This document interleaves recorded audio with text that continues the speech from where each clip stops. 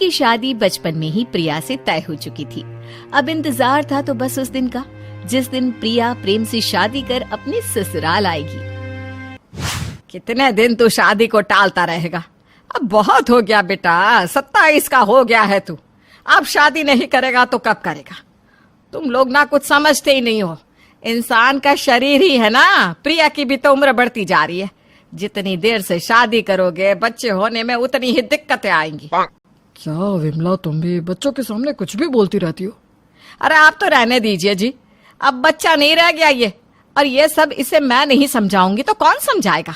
देख बेटा, हमारा क्या है, आज है कल नहीं। धीरे धीरे मेरी भी उम्र हो रही है। तेरी शादी हो जाएगी तो मैं तेरा बच्चा भी संभाल दूंगी। अभी तो मेरा शरीर भी चल रहा है, पर कब तक? फिर मैं भी तो बूढ़ी हो जाऊंगी। आज ही पंडित जी को बुलवाकर एक तारीख निकलवा देती हूँ मैं। अब तेरी एक नहीं सुनने वाली। अब बस शादी कर लो और फिर जीवन भर काम करते रहना तुम दोनों। और इस बार ये तारीख नहीं टलती और प्रेम से प्रिया की शादी हो जाती है।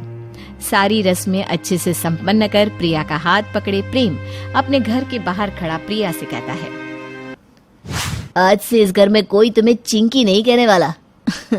अब तुम इस घर की चिंकी नहीं रही, बहू बन गई हो, बहू। बस अब एक और कदम दूर है तुम्हारा ससुराल। प्रेम की बातें सुनकर मुस्कुराती हुई प्रिया जैसे ही एक कदम आगे बढ़ाती है, घर का दरवाजा उसके सर पर जा लगता है। ओहो प्रिया, तुम जानती हो ना कि मेरे घर का दरवाजा जरा नीचे है, लगा ली ना चोट। घबराकर प्रेम प्रिया का सर सहलाने लगता है, पर एक ही पल में अचानक लहंगे में खड़ी प्रिया की भोले से चेहरे पर किसी बूढ़ी औरत की तरह सिलवट्टे आ जाती हैं। अपनी आंखें मोटी मोटी कर प्रिया अपने पति प्रेम का कान मरोड़ देती है। मैं पहले ही कहती थी सुमेश, इस लड़के को इतनी छूट मत दे और सर चढ़ा कर दे। कैसे अपनी दादी को नाम से बुला रहा है। जहाँ सभी मेहमान शर्माती हुई बहू की एंट्री का अनुमान लगाए बैठे थे, यहाँ तो बहू एक हाथ कमर पर रख दूसरे हाथ से अपने पति के कानों को मरोड़ती हुई घर में एंट्री करती है। अरे बहू, ये क्या हो गया तुझे अचानक? सभी मेहमान यहाँ खड़े हैं बहू, अभी मजाक का वक्त नहीं है। हर वक्त मजाक अच्छा नहीं लगता। छोड़ प्रेम के कान को। दूध तो दूध, अब छाछ भी बोलेगी। और तेरे माथे का पल्ला कहाँ गया सुमेश की बहू? तुझे तो बस बहाना चाहिए मॉडर्न बनने का। अपनी सास के आगे सर ढकने का कायदा भी भूल गई है क्या तू? अरे रंपा, मेरे घर पर क्या कर रही है? काम धाम कुछ नहीं, मुंह उठाए चली आती है, हैं? सुमेश की बहू, इस रंपा की आदत है मांगने की, कुछ मत देना इसे। अरे विमला, ये तेरी बहू तेरी सास की तरह क्यों बात कर रही है? कहीं तूने पूजा पाठ में कोई गलती तो नहीं कर दी? तेरी बहू में तो तेरी सास की आत्मा आ गई है विमला। अरे मोहल्ले वालों, ये इनके घर का मैटर है। इसकी सास की आत्मा हमारे शरीर में आए उसके पहले हम यहाँ से निकल चलते हैं। और फौरन ही पूरा घर खाली हो जाता है और अचानक ही प्रिया नॉर्मल होकर कहती है, सभी मेहमान कहाँ चले गए मम्मी जी? और आप सबके चेहरे पर ये टेंशन कैसी? कोई बात हुई है क्या? शादी में सबने बड़ा काम किया है ना, इसलिए सब थक गए हैं। तो भी बड़ी थकी हुई लग रही है बहू। जाकर आराम कर।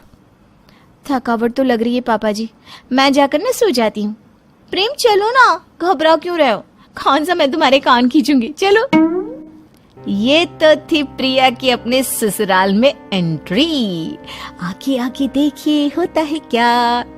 अगली सुबह प्रिया नींद से जाकर बाहर हॉल में आकर सभी के साथ चाय पीने बैठ जाती है और चाय की एक चुस्की लेते ही प्रिया अपने दोनों पैर सोफे पर चढ़ाकर बैठ जाती है। वाह, क्या बोलूं सुमेश, मजा ही आ गया। दुनिया के हर खाने का स्वाद एक तरफ और तेरी पत्नी के हाथों का स्वाद एक तरफ। क्या चाय बनाती है तू विमला, वाह वाह वाह।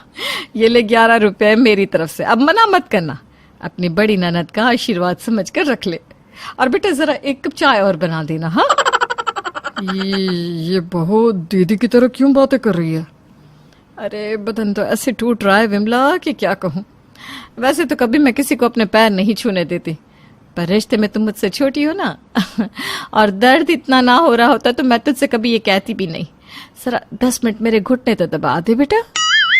ये सुनते ही विमला की हालत वैसी हो जाती है जैसे किसी पुलिस की चोर को देखकर। बेटा प्रेम, जरा एक बार साइड में तो आना। फुसफुसाती हुई विमला प्रेम से कहती है। बचपन से हम प्रिया को जानते हैं, पर उसका ऐसा रूप तो हमने पहले कभी नहीं देखा। न जाने इसे क्या हो गया है। मुझे तो लगता है इसे कोई बीमारी है। कल ये मेरी सास बन गई थी, आज मेरी ननद बन गई। प्रिया के आने के बाद मुझे तो ऐसा लग रहा है जैसे इस घर में नई बहू मैं हूँ, ना कि प्रिया। मुझे भी कुछ समझ में नहीं आ रहा मम्मी, अचानक प्रिया को क्या हो गया है। तभी प्रिया जोर की आवाज लगाती हुई कहती है, अरे विमला चाय। अब घर में बड़ी ननद आई हो तो काम तो वो करेगी नहीं। बेचारी विमला को ही सभी का खाना बनाना पड़ता है। थक हार कर जैसे ही विमला कुर्सी पर बैठती है, 10 साल बड़ी हूँ तुझसे मैं। ससुराल में 22 लोगों का खाना बनाने के बाद भी ऐसी हालत नहीं होती मेरी, और यहाँ 4 लोगों का खाना बनाकर तो थक गई। अरे क्या शरीर बना लिया है विमला तूने। चला उठ और खाना परोस। उठकर जैसे ही विमला प्रिया को खाना परोसने लगती है कि प्रिया फिर से ठीक हो जाती है।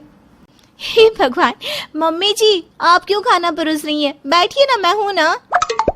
प्रिया को फिर से प्रिया बनता देख सभी की जान में जान आती है और सभी खुशी खुशी खाना खाने लगते हैं। प्रिया खाना खाकर बाकी सभी की प्लेट उठा रही होती है। बबू अभी तक नहीं बदला है ना भाभी? जैसन बचपन में आधा खाता था आधा छोड़ देता था, आज भी वैसा ही है हमारा प्रेम। हीरा दीदी, ओ नो, दादी अंग्रेजी जानती नहीं तो अंग्रेजी में बोलता है बचवा हमारा। दादी का मजाक उड़ाता है। उड़ा ले। चलिए भाभी, क्या क्या काम है बता दीजिए, हम सब कर देते हैं।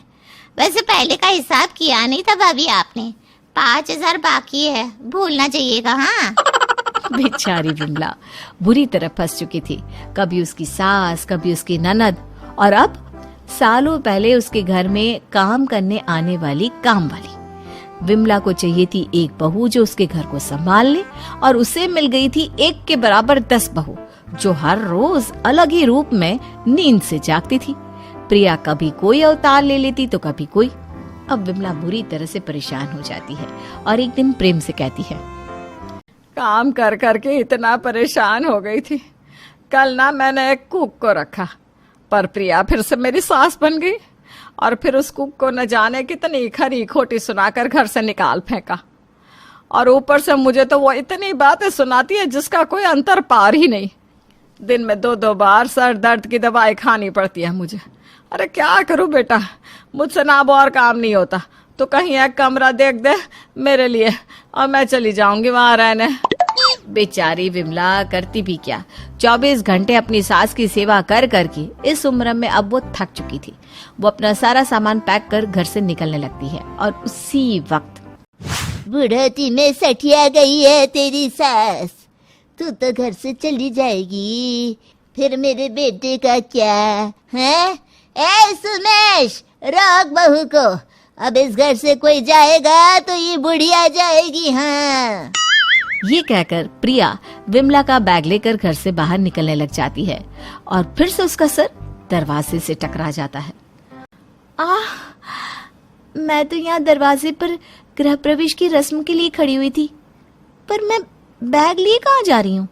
प्रेम, सब ठीक तो है ना? मुझे कुछ याद ही नहीं आ रहा, मानो मेरे सर पर किसी ने जोर से मारा हो। अच्छा, मुझे याद आया, गृह प्रवेश के वक्त प्रिया के सर पर हमारा दरवाजा जा बजा था। लगता है उसी चोट के कारण ये सब हो रहा था, और अब फिर से वही चोट लगने से प्रिया ठीक भी हो गई है। मैं आज ही मिस्त्री को बुलवाकर दरवाजे को ऊंचा करवाता हूँ। मुझे ऐसी प्रिया नहीं चाहिए भाई। अरे मुझे तो बिल्कुल नहीं चाहिए।